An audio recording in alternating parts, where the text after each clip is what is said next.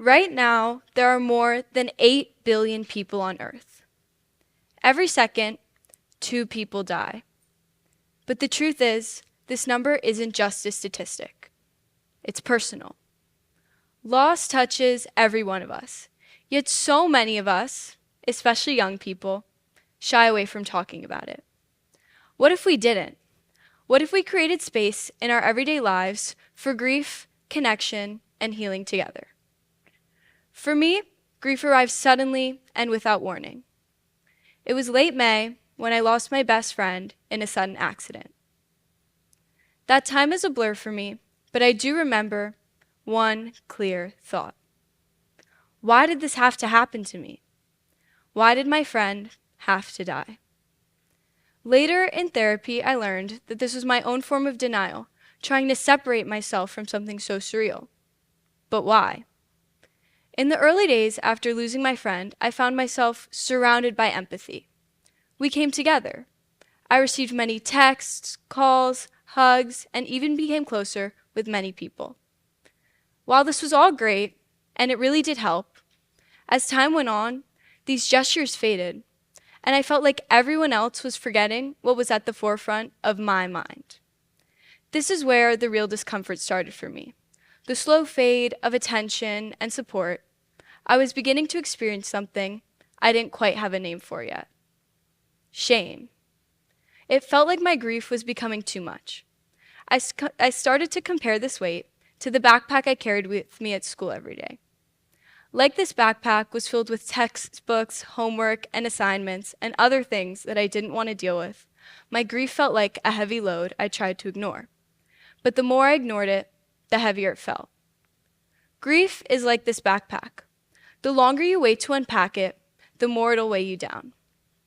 I started to think about how once the shock fades and everyone goes back to their everyday routines, everyone is left to grieve in solitude and go through the 5 stages of grief alone, which are denial, anger, bargaining, depression, and acceptance. I started to ask myself, why is it that we come together in collective moments of tragedy, but lose that connection soon after? And why can't grieving together be an ongoing practice of support? This is where vulnerability plays a crucial role. Grief is inherently vulnerable. It's raw, it's messy, and it doesn't follow a neat timeline. But the way society teaches us to handle our grief forces us to shut down this vulnerability out of shame. And when we're ashamed of our grief, we hide it. But shame thrives in silence. When we suppress our grief, when we put it down, it festers, and it can even manifest itself in physical ways, like anxiety, sleep disturbances, or even physical pain, similar to that of carrying a heavy backpack every day. This feeling of isolation is even harder when you realize that grief, by its very nature, is personal, but we need it to be communal. We need each other to heal. We need to feel seen, heard, and supported. In 2020, a study was conducted by Nature Mental Health to find if social support decreased the likelihood of experiencing symptoms of depression. Out of almost 70,000 participants, researchers found that 1 in 7 experienced these symptoms. But as the amount of social support increased, the risk of depression lowered. This communal experience is crucial in the healing journey. That's why it's so important to talk about grief in our everyday lives. Not just funerals, shivas, or memorials, because grief doesn't just happen on certain occasions. It's something we carry with us, like a backpack, that we desperately need to unpack. I believe it all boils down to the fear of being vulnerable.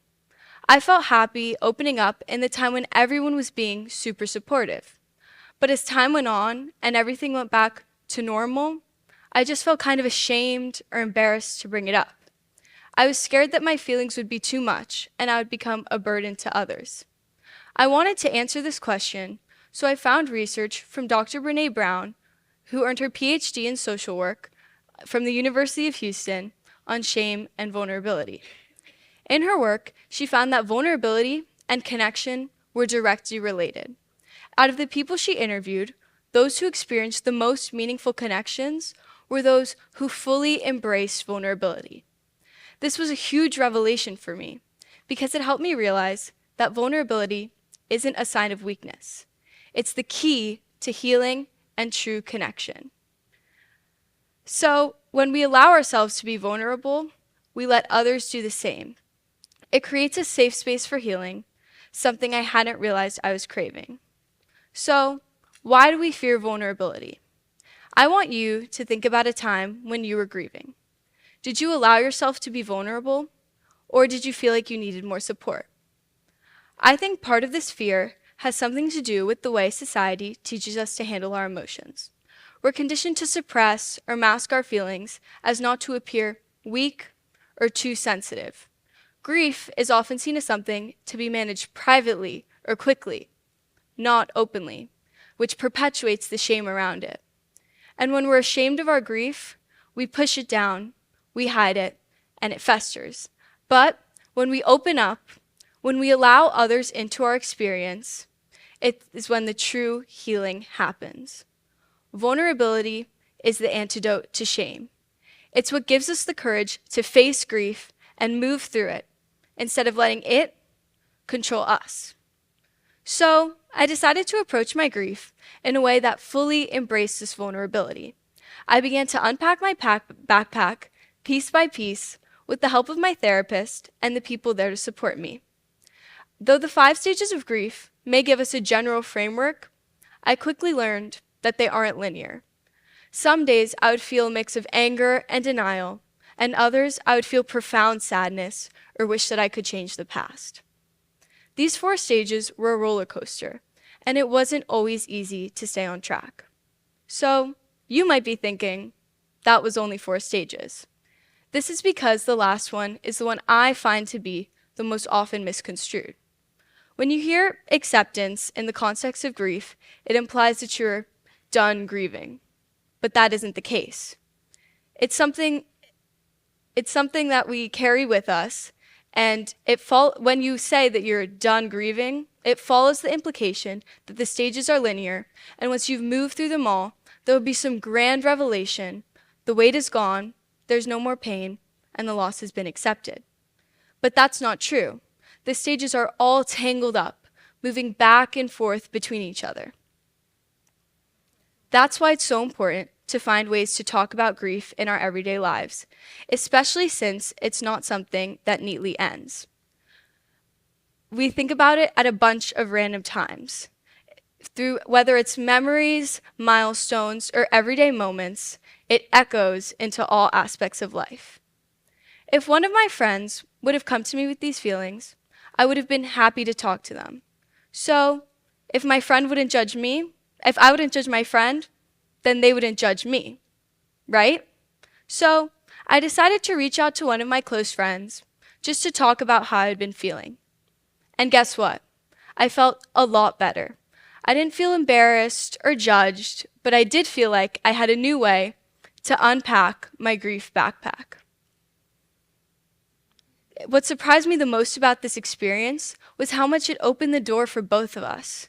We both shared things we had been afraid to say previously, and it became a moment of mutual vulnerability, where we realized we weren't alone in what we were feeling. So, if grief doesn't necessarily end, how do we learn to live with it? In my own experience, sharing has been one of the most healing steps I could take. That's why my friends and I decided to create a space in our school where anyone could come to talk about their grief after the loss of our classmate. It was a space for people to share how they had struggled or just a memory about our friend. What I found the most comforting about this experience was how people weren't just there to talk about themselves, they wanted to help others. People do want to talk about grief, but we just don't know how. The true challenge comes from changing how we as a society view grief. Imagine a society where grief was talked about openly. We felt free to carry it with us and take it out of our backpacks to sort through it whenever we wanted. We shouldn't have to imagine. Grief isn't about getting over or accepting a loss. It's about learning to live a life with it. Now, let us be the ones to create this world. The next time someone shares with you about their grief, listen. Don't feel pressure to help them move on or tell them everything will be okay. Just listen. For grief to truly become destigmatized, we must empty our backpacks and let grief out.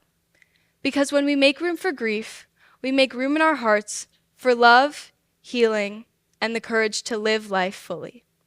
Thank you.